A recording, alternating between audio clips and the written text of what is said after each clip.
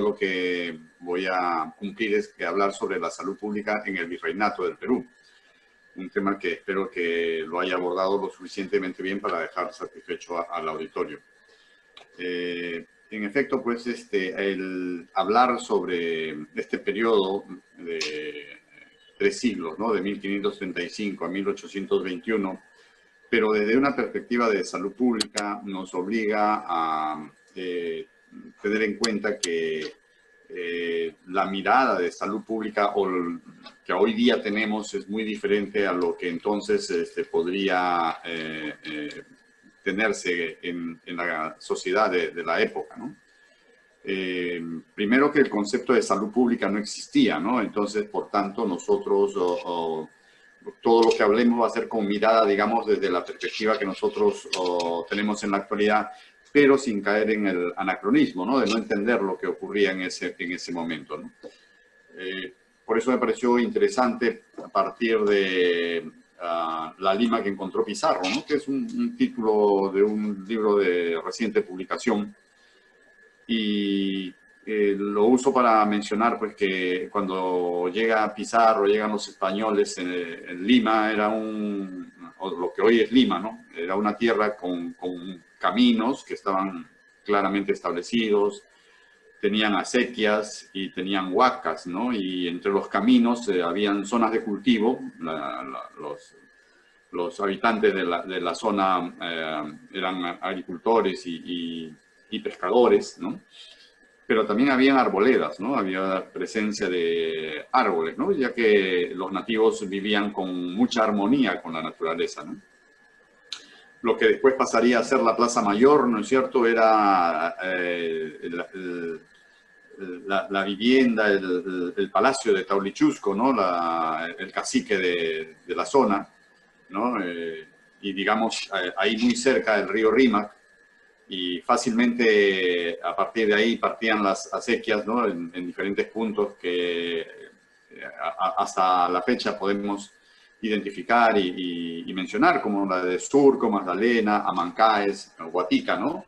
Que esta última era la más importante, según dicen las crónicas, ¿no? Y a partir de estas acequias salían los canales, ¿no? Que más tarde llegarían llevando el agua a los solares de los españoles que fundaban la ciudad en 1535, ¿no? Los habitantes de la zona eran agricultores y pescadores, como ya le hemos dicho, ¿no? Las tierras eran propicias para la agricultura y la pesca, no solamente en el mar, sino también en el río, sin duda, eran algo que alentaba la actividad.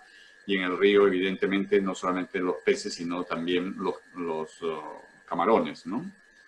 Este río, el Rímac, llevaba vida, digamos, a los habitantes de la zona, ¿no? Pero era cierto que también este río Rímac causaba estragos, ¿no? Cuando se desbordaba, ¿no? Ya en esa época existía lo que ahora llamamos el fenómeno del Niño, y seguramente también cada cierto tiempo causaba estropicios, ¿no? en la población.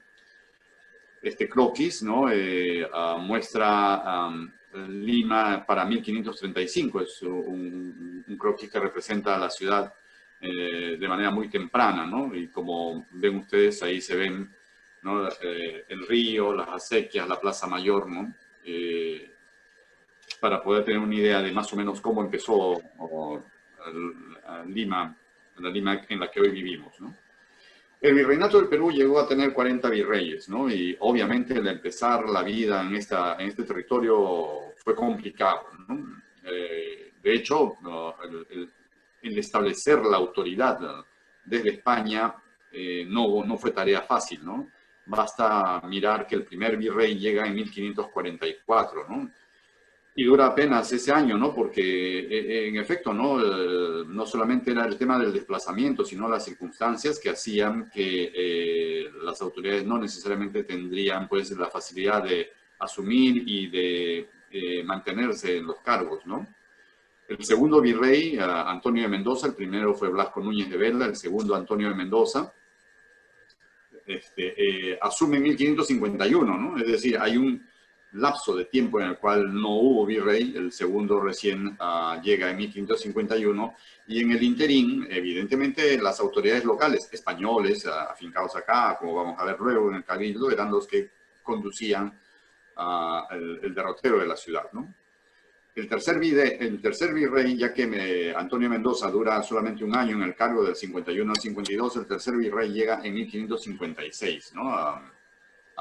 Y permanece hasta 1560, ¿no? Entonces, esto es un reflejo de cómo desde el principio las cosas tampoco les fueron tan fáciles para los españoles, ¿no? Este es un plano de 1615 y muestra la ciudad de Lima, ¿no? Cómo había ya desarrollado, cómo había avanzado. En la lámina, si lo pueden observar con detenimiento, hacia la derecha ya aparecen hospitales, ¿no? Y evidentemente, pues, el desarrollo de la ciudad se fue dando hacia el lado este, ¿no? Fue creciendo la ciudad, ¿no? Y diríamos para el lado sur, ¿no?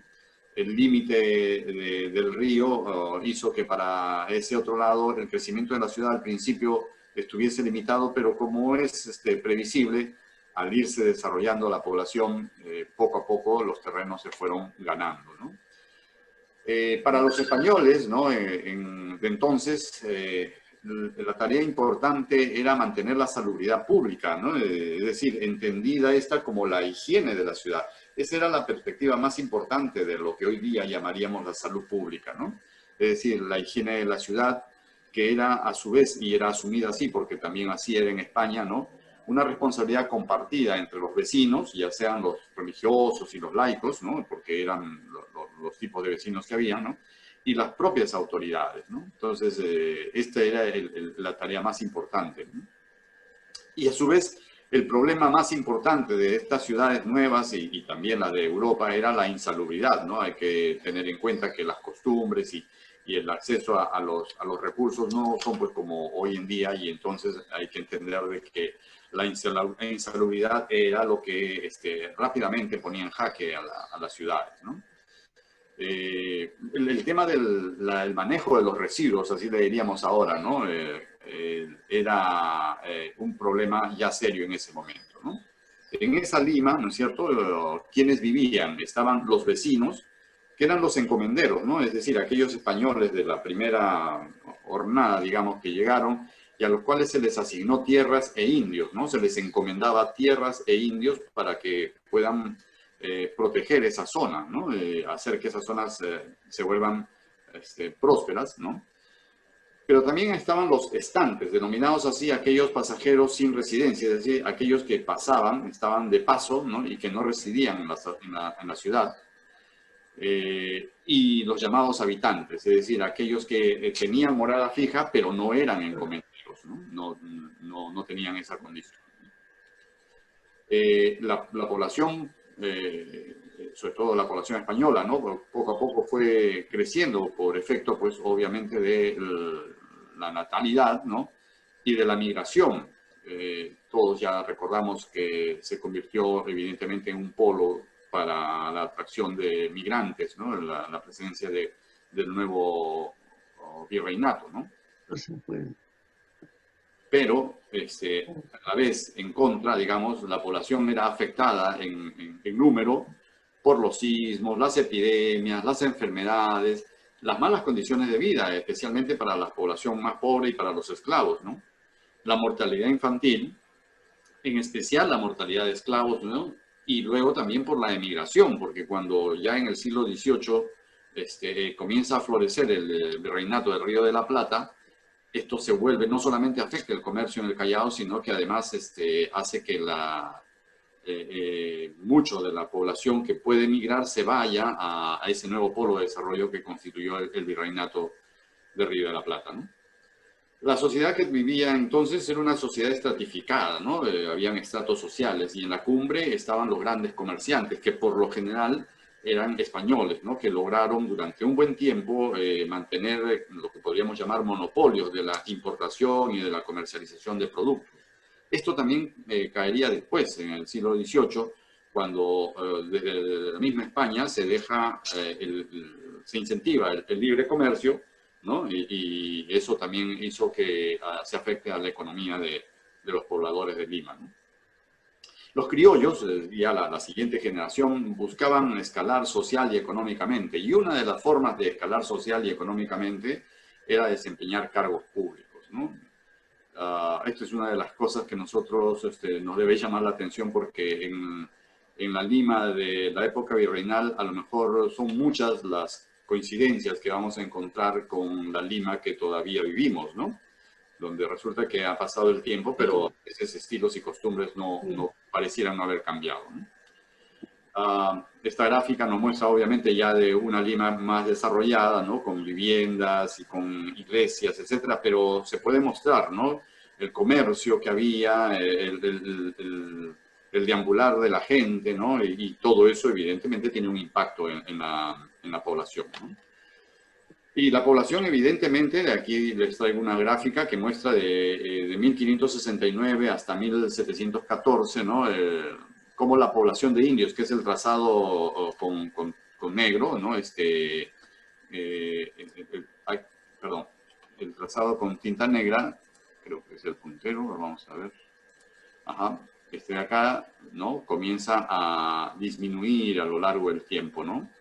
Los no indios, más bien, ¿no? Que está en trazado interrumpido, ¿no? Comienza a aumentar, ¿no? A aumentar progresivamente, ¿no?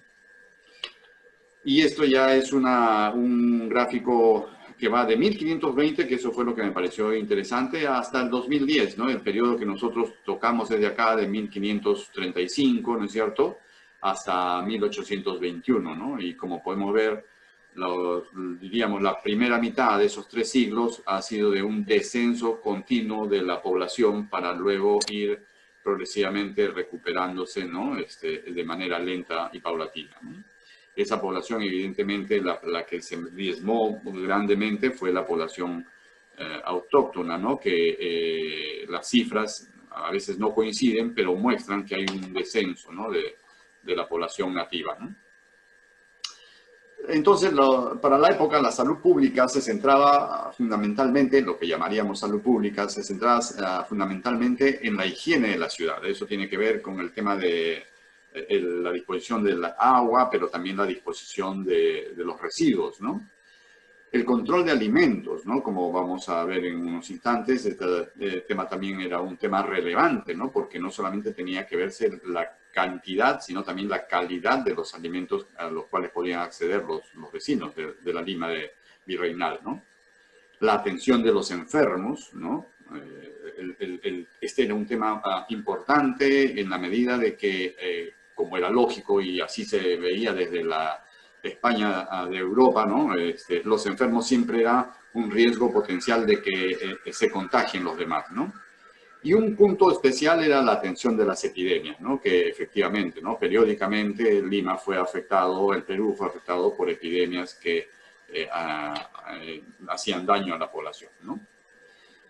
En ese contexto, el clima de Lima cobra especial importancia, pues, ¿no? Porque para la sazón, ¿no? Había quienes entendían que el clima era un elemento del cual dependía mucho la salud, ¿no? Y Lima tenía la particularidad, en realidad, que tampoco ha cambiado mucho, ¿no? De esto de que no hacía ni mucho frío ni mucho calor, pues, ¿no? Y eso que nos podría parecer a nosotros una bendición, para los españoles que venían de un clima mucho más extremo, donde el calor era intenso y el invierno era con nieve, llegar a un lugar como Lima, donde no había mucho frío ni mucho calor, pero había mucha humedad, eso parece que no les cayó muy bien, ¿no? Porque esa humedad propiciaba rápidamente la descomposición de la materia orgánica, ¿no? Y entonces era algo muy frecuente encontrar áreas y zonas donde había, pues, materia descompuesta, ¿no? Y eso se tenía como foco de generación de enfermedades, ¿no? Es interesante ver que para la época, ¿no? Habían, digamos, 2 corrientes, los médicos renacentistas, ¿no? Que basaban su práctica y su actuar en la cosmología y la astrología, ¿no? Es la medicina de esa época, ¿no? Y los médicos ilustrados, ¿no? Digamos, la corriente que entra a desplazar a la primera, pero que también se basaba en la meteorología, en la medición de la temperatura ambiental, la humedad y el viento, y de ahí podemos recordar la publicación de Unanue, ¿no?, sobre el clima de Lima, porque justamente para la época había, pues, digamos, esta perspectiva, ¿no?, de que el clima era clave para mantener la salud de la población, ¿no? Las condiciones de Lima y del clima de Lima eran propicios para el desarrollo de la teoría miasmática, ¿no? Y esa teoría, pues, se mantuvo vigente hasta fines del siglo XIX, ¿no?, donde ya con la aparición de la microbiología hubo un desplazamiento de la percepción de la causa de las enfermedades, ¿no? Sí es interesante entender que la mortalidad, la tasa de mortalidad de Lima era el triple de otros países, ¿no?, como en Europa, Manchester, Londres, ¿no?, lo que nos habla entonces de las condiciones sanitarias en las que se vivía aquí en América, ¿no? Otro dibujo que intenta reflejar, ¿no?, la Lima de la época, ¿no?, donde seguramente, pues, en determinados momentos, en determinadas fechas, podrían ser las fechas religiosas o los domingos, ¿no?, podía haber una gran aglomeración de público, ¿no?, de gente en las calles, ¿no? Pues bien, las instituciones que eran responsables de la salud pública en el virreinato, ¿no? Vamos a empezar mencionando que la institución más importante, sin duda, fue el Cabildo de Lima, ¿no? Un modelo que reflejaba lo de Europa y que digamos, era el responsable de eso, ¿no? De la prevención de las enfermedades, de la supervisión sanitaria, la protección de la salud de las comunidades, ¿no?, el abastecimiento de alimentos en calidad y en cantidad, ya lo hemos dicho, ¿no?, el ordenar y supervisar los trabajos públicos, no todos los trabajos públicos que van desde el tema de la limpieza de la ciudad, el mantenimiento de las calles, el empedrado, etcétera, ¿no? Y supervisar el mercado, ¿no? O sea, la supervisión del mercado, es decir, las carnicerías, el matadero, la elaboración y venta de pan, todo eso era parte de la tarea del Cabildo de Lima, ¿no? El control de alimentos que se vendían en las pulperías, ¿no? Las pulperías es un nombre que hoy día cada vez ya hay más en desuso, pero que era, digamos, los lugares donde se vendía comidas y bebidas, ¿no? Y evidentemente ahí también se trataba de hacer un control de estos alimentos, ¿no?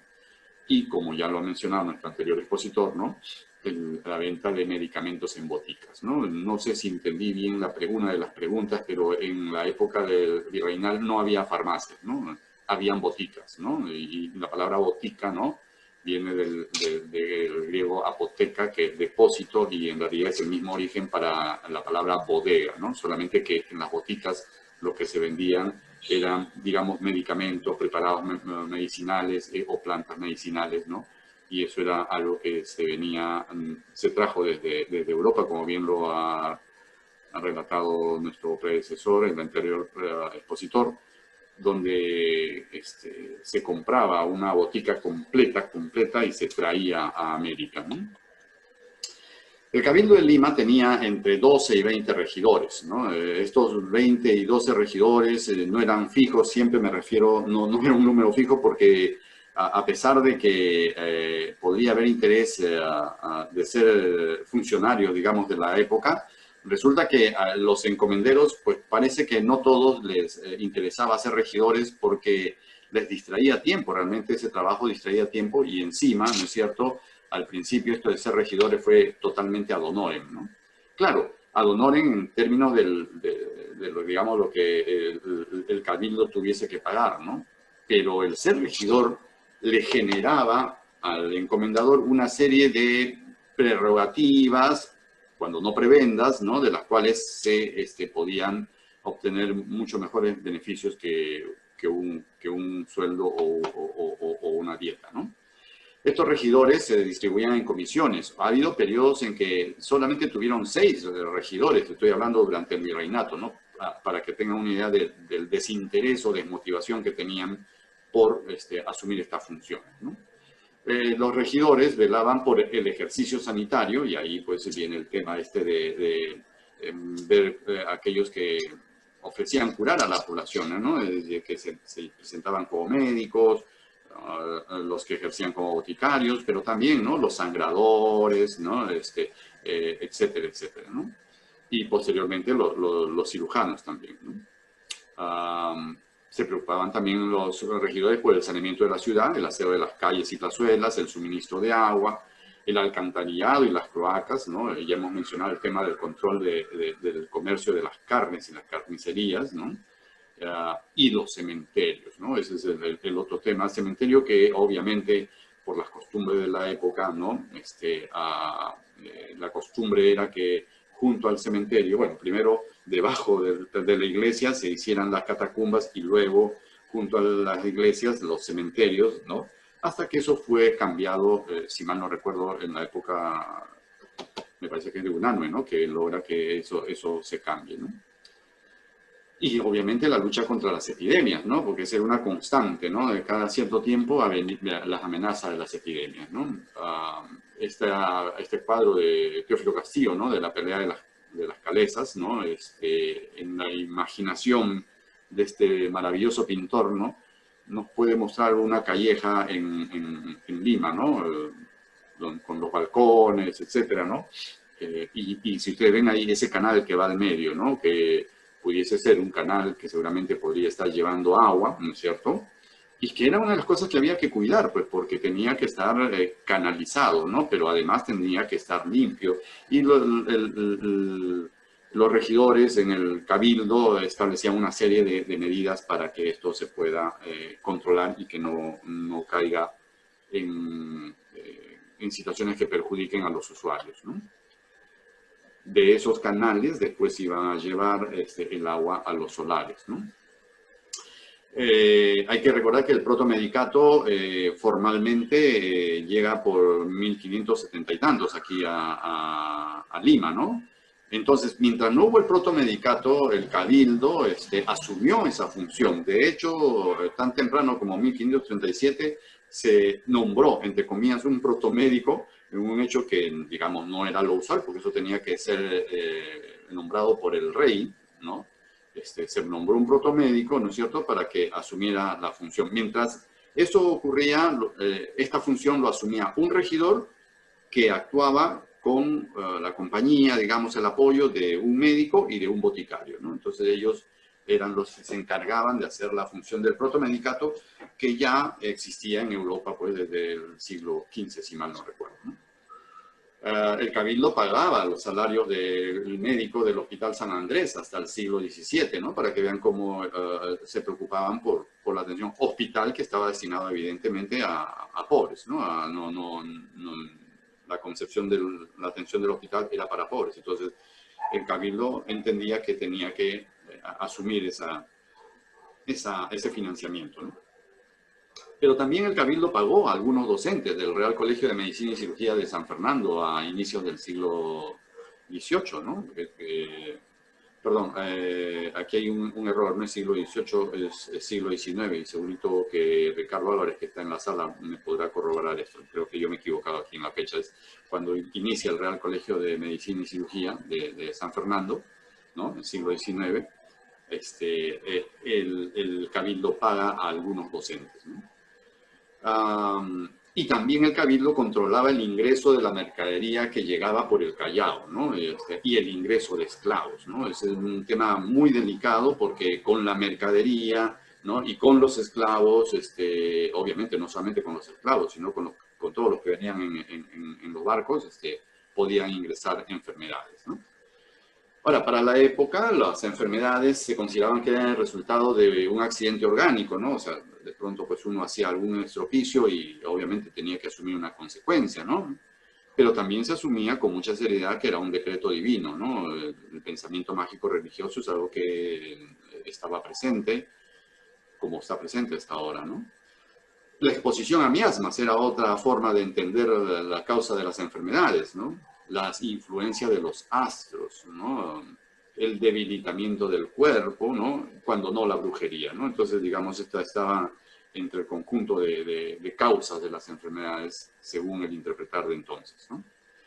Curiosamente no se consideraban pestes, ¿no? Las cámaras de sangre, es decir, las cámaras disentéricas, ¿no? ¿Por qué? Porque el agua que venía aparentemente por el río Rímac por temporada podría tener contaminantes, ¿no? O contaminarse a través de las acequias y canales, ¿no? Y parece que era algo, digamos, recurrente el que la gente se contamine y termine haciendo heces con sangre, ¿no? El romadizo, los catarros, el dolor de costado eran patologías frecuentes, pero que no se consideraban como pestes, porque, digamos, era algo, digamos, cotidiano y algo que no les despertaba demasiada angustia, digamos, ¿no? ¿Qué autoridades estaban relacionadas con la salud pública en el virreinato?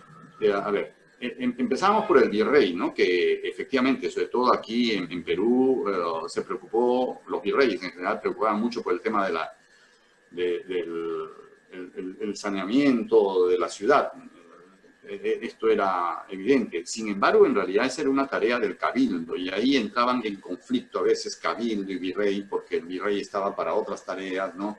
Pero ya hemos dicho, ¿no? A veces el cabildo caía en inacción o hipoacción y entonces hubo virreyes que tomaban iniciativa y se metían en el tema, ¿no? Evidentemente, la siguiente autoridad era el alcalde, ¿no? Que dirigía el cabildo, ¿no? Y era el que conducía, digamos, al cabildo, ¿no? Pero había otra figura, el corregidor, ¿no? Pero el corregidor era designado por el virrey. Es decir, ha habido periodos inclusive en que el virrey designaba al corregidor y no se elegía alcalde por indicación del virrey para que sea el corregidor el que presida el cabildo, ¿no? Entonces miren ustedes ahí ese tema de competencia de funciones o de superposición de funciones, como lo vamos a ver en las siguientes láminas también, ¿no? Y evidentemente, ¿no? Los regidores, ¿no? Que ya hemos dicho que entre 18, perdón, alrededor de 20 regidores era lo que se podía tener y que entre las funciones que tenían estaban las que involucraban el campo de la salud pública, ¿no? ¿Qué otros cargos estaban relacionados con la salud pública, ¿no?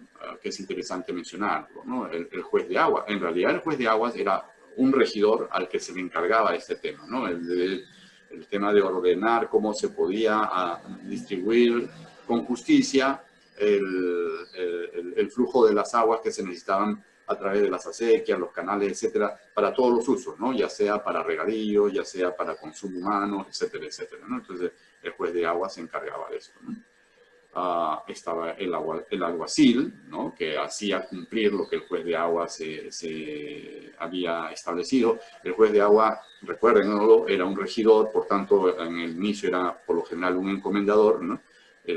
Tenía autoridad, o sea, le reconocían autoridad, ¿no? El superintendente de aguas, que igual, ¿no? Hacía la supervisión de vigilar de que toda la distribución de agua de las aguas estaban ordenadamente, ¿no?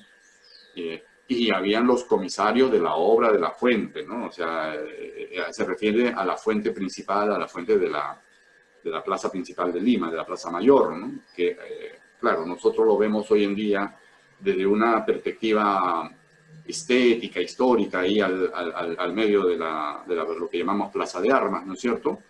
Pero en esa época era el lugar donde iban a recoger el agua cotidianamente aquellos que no tenían el agua hasta su domicilio, ¿no?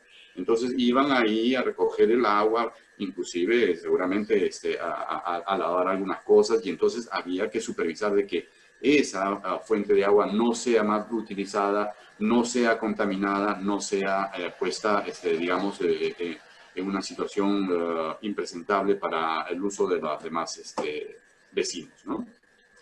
Y finalmente los cañeros, ¿no? Los cañeros que eran los que se encargaban de dar mantenimiento a las cañerías y a los caños de las aguas, ¿no? Es decir, por donde se conducía el agua a las viviendas, ¿no? Estos cañeros eran los que tenían que ir arreglando y manteniendo, dando mantenimiento a estos, digamos, a estas vías que conducían el agua para la población, ¿no?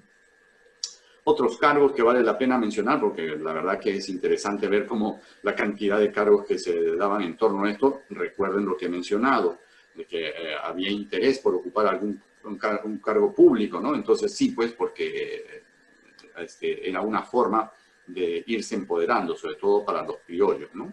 El fiel ejecutor, que era el que se encargaba de ir a verificar que la orden que había dado, por ejemplo, el juez de aguas o en el cabildo, se había cumplido cabalmente, ¿no? Los diputados, que es una figura que aparece y no se mantiene permanentemente en el virreinato, que disputan la acción del fiel ejecutor. Casi siempre estos diputados aparecen al amparo de un virrey, ¿no? Pero finalmente no logran desplazar al cargo de fiel ejecutor. Los comisarios de limpieza y de eliminación de muladares, que se encargaban justamente de, por las calles y las plazas, verificar que éstas se estén manteniendo en buenas condiciones, pero además eran los que veían pues si los vecinos cumplían con mantener el área que le correspondía limpio, ¿no? Aseado, etcétera, de tal suerte que no sirva para el acúmulo de basura, ¿no? El superintendente de limpieza y sus alguaciles, que hacían obviamente la tarea de verificar de que los vecinos cumpliesen todas las ordenanzas. El empedrador y limpiador de la ciudad, es decir, las calles tenían que empedrarse, pero como es natural, con los materiales de la época, no siempre esto se mantenía por mucho tiempo, ¿no? Sobre todo cuando pasaban las calesas y las acémilas, entonces había que reparar, ¿no? Usando una palabra inadecuada, algo así como asfaltar nuevamente esa pista, en realidad era empedrarla, ¿no? El almotacén, una figura interesante, ¿no? Porque si bien es cierto, de fondo el almotacén se encargaba de verificar que los pesos y medidas eran digamos, los estandarizados, ¿no? Que no te estaban robando, ¿no? En los negocios.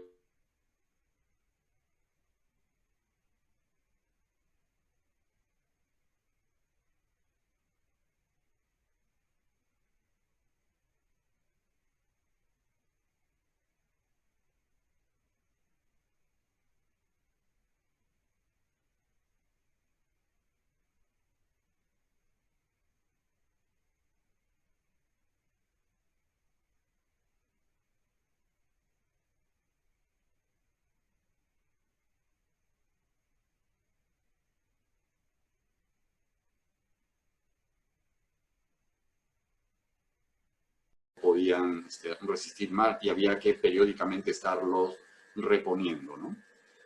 Y en la colita el limpiador de la pila de la Plaza Mayor, ¿no? Que sin duda tenía que ser una pieza importante, pues, porque él era de verdad el que se encargaba de mantener la pila de la Plaza Mayor limpia, ¿no?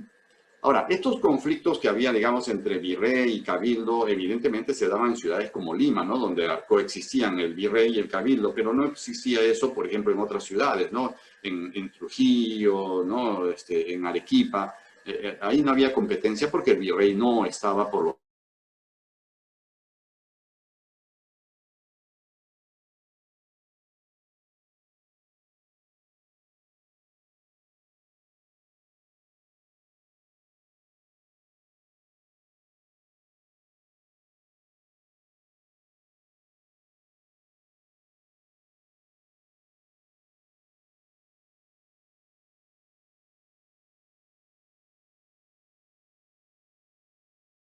barrio, ¿no? Que es interesante figura porque era algo así como un delegado que se elegía por barrio, o sea, el barrio elegía a su representante y a le denominaban el alcalde de barrio, ¿no?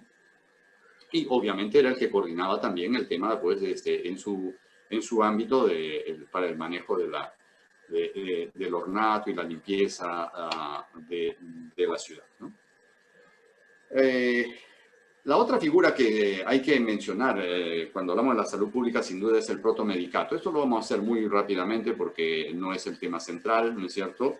Creado en España en 1442, al Perú llega en 1570, ¿no? Porque así fue establecido por el rey de España, ¿no es cierto? Y este protomedicato tenía una gran extensión, ¿no? De todo el virreinato del Perú, ¿no? Todo el virreinato del Perú, así que era una autoridad muy importante, ¿no? Interesante porque el protomedicato, y eso había ocurrido también en España, ¿no? Entraba en competencia con las facultades de medicina, ¿no? Que había en Europa. Entonces, por lo general, se nombraba a un médico como protomédico, pero además se le ponía como responsable de alguna cátedra importante en la Facultad de Medicina, ¿no? Para que de esa manera no haya esa disputa, ¿no? El primer protomédico que se recuerda aquí en el país es el doctor Francisco Bermejo y Roldán, natural de Lima, ¿no? De la cátedra prima de la medicina, ¿no? Entonces, este fue el primer, digamos, protomédico nacido en Lima, ¿no? Si bien es cierto, formalmente el protomedicato inicia en 1570, ¿no es cierto? En 1537 ya el Cabildo designó como protomédico al doctor Hernando de Sepúlveda, ¿no? Un hecho que en realidad era un poco sorprendente, ¿no? Porque este protomédico solamente podía ser designado por el rey. Y entonces, supongo porque era parte de los signos de lo que sería, ¿no? Nuestro destino, ¿no? Un país que siempre se puede salvar las reglas porque de pronto esto es lo que se necesita, ¿no?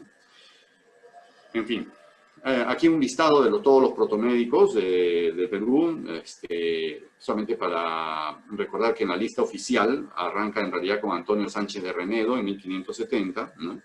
Aquí le hemos puesto primerito a Hernando de Sepúlveda para no olvidarlo. Y resaltamos la presencia de Hipólito Unanue, que fue protomédico de 1807 hasta 1825, ¿no? Es decir, en ese espacio en el que el virreinato dejó de existir y comenzó a surgir la república, ¿no? Y menciono finalmente que el último protomédico fue Cayetano Heredia, en 1843 a 1848, ¿no? Interesante identificar que, por lo menos en este caso de ambos, ¿no? Ambos eran docentes en la Facultad de Medicina, ¿no? El protomedicato pues trataba de supervisar que todos esos que decían que curaban a las personas, atendían a las personas, realmente estaban calificados para ello, ¿no es cierto? Y entonces trataban de verificar si es que era un físico o doctor en medicina, si era un cirujano latino, un cirujano romancista, un flebotomista, o si era boticario o farmacéutico, como queramos llamarlo, ¿no? Evidentemente ha habido la necesidad de crear esta figura porque había mucho charlatán, ¿no? Que aparecía vendiendo aceite de culebra, o sea que la práctica no es nueva, ¿no? Y había que contener porque se entendía que ponía en riesgo la vida de la población, ¿no? Claro, había reglas, ¿no es cierto?, para acceder al título de médico, ¿no es cierto?, como la limpieza de sangre, ¿no? Pero eso obviamente reflejaba, pues, el pensar de los españoles de esa época, ¿no es cierto? Y ya luego, progresivamente, los criollos comenzaron a ocupar espacios, ¿no?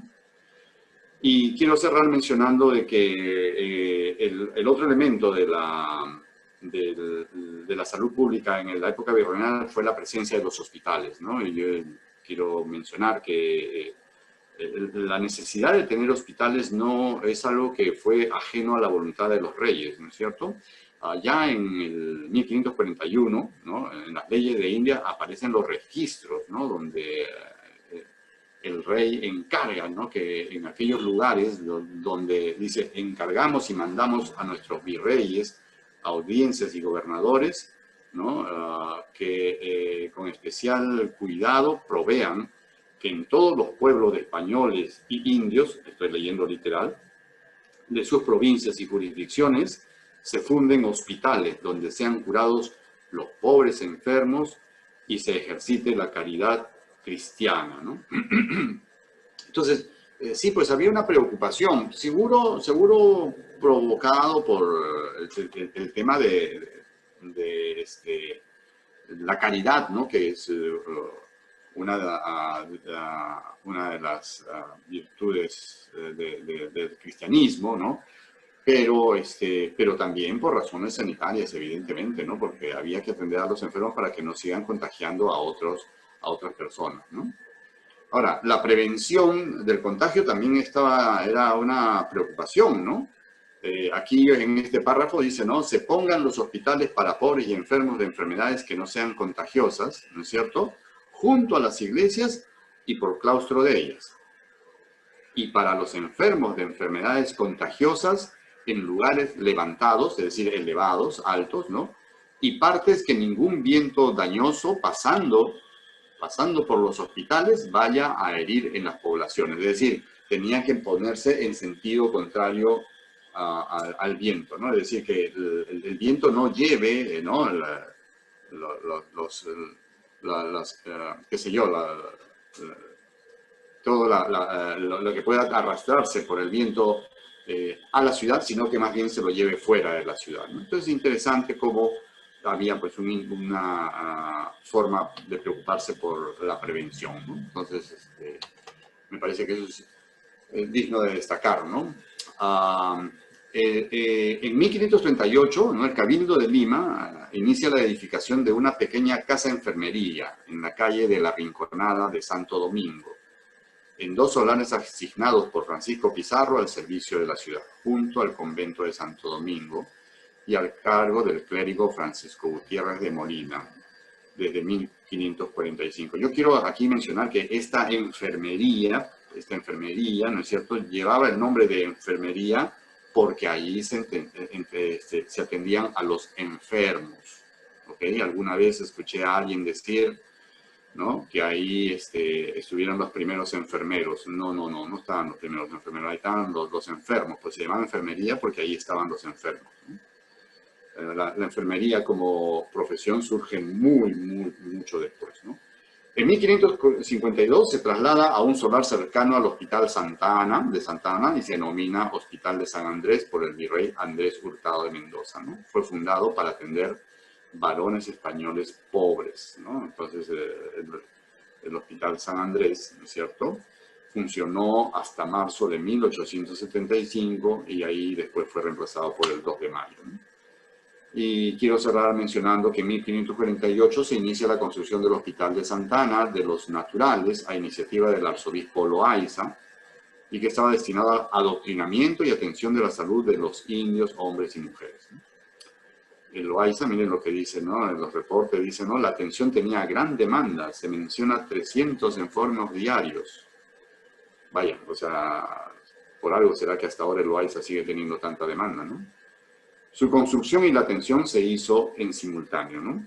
Ok, o sea, no esperaron la inauguración para que entre en funcionamiento, ¿no? En Lima, en 1800, había unas 1000 camas hospitalarias repartidas en 50 enfermerías que funcionaban en 10 hospitales. Y en 1821 había 50 hospitales, 11 de los cuales se ubicaban en Lima. Además, habían 1 o 2 hospitales en Anta, Arica, Ayacucho, Arequipa, Callao, Cajamarca, Cusco, Chachapoyas, Huancavelica, Huaura, Huaraz, Huaylas, Ica, Lambayeque, Moquegua, Moyobamba, Piura, Puno, Trujillo, Saña y Sicuani, ¿no? Bien, luego aquí una lista que no vamos a leer de todos los hospitales que, digamos, constituían, ¿qué le llamaremos? El sistema de salud de la época, ¿no? Empezando con la primera enfermería, ¿no? Siguiendo con todos los hospitales que se fueron creando, ¿no?, a lo largo de la época virreinal, ¿no? Y cerrando que en el Callao se creó el Hospital San Juan de Dios, ¿no?, en el puerto hacia 1605, ¿no? Así como el Hospital de Nuestra Señora de Covadonga y otros servicios complementarios que se crearon para la población de las fuerzas navales en el Hospital de Bellavista hacia 1770. Este Hospital San Juan de Dios, que fue construido por los betlemitas, ¿no es cierto? O sea, no construido, sino manejado por los betlemitas. Lo menciono porque hoy en día en el Hospital Carrión, en el lado que le llaman San Juan, ¿no es cierto?, hay una capilla.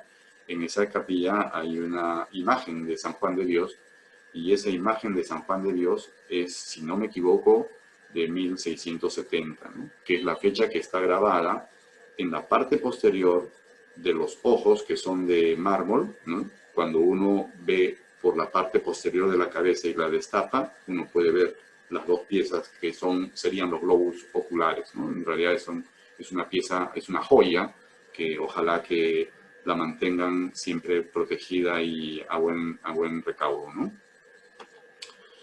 Bien, para cerrar el financiamiento de los hospitales en el virreinato, ¿no es cierto? La corona se preocupaba por financiarlos, ¿no? A partir del patrimonio de la corona, ¿no? Se asignaba rentas fijas, que era el 9,5% de los diezmos para el rey, ¿no? O sea, el 9,5% era un poco menos del 10% de los diezmos para el rey, se destinaba a los hospitales. Claro, a lo mejor no era mucho, pero igual, ¿no? Por lo menos compartían, ¿no? El derecho de escobillas y relave, el famoso tomín de hospitales, ¿no? Que era como una especie de impuesto que se hacía pagar a los indios mitayos, ¿no? Que fue creado por el virrey Toledo. Las limosnas y donaciones de los ricos, ¿no? Que recuerden que esta cosa de tener muy metido el tema religioso hacía que la gente que tenía dinero se involucre pues, en estos actos de caridad financiando las obras, ¿no? Bienes generadores de rentas, ¿no? Aportados por los fundadores, ¿no? O aportaban propiedades y rentas seguras, ¿no? Legados por testamentos, ¿no?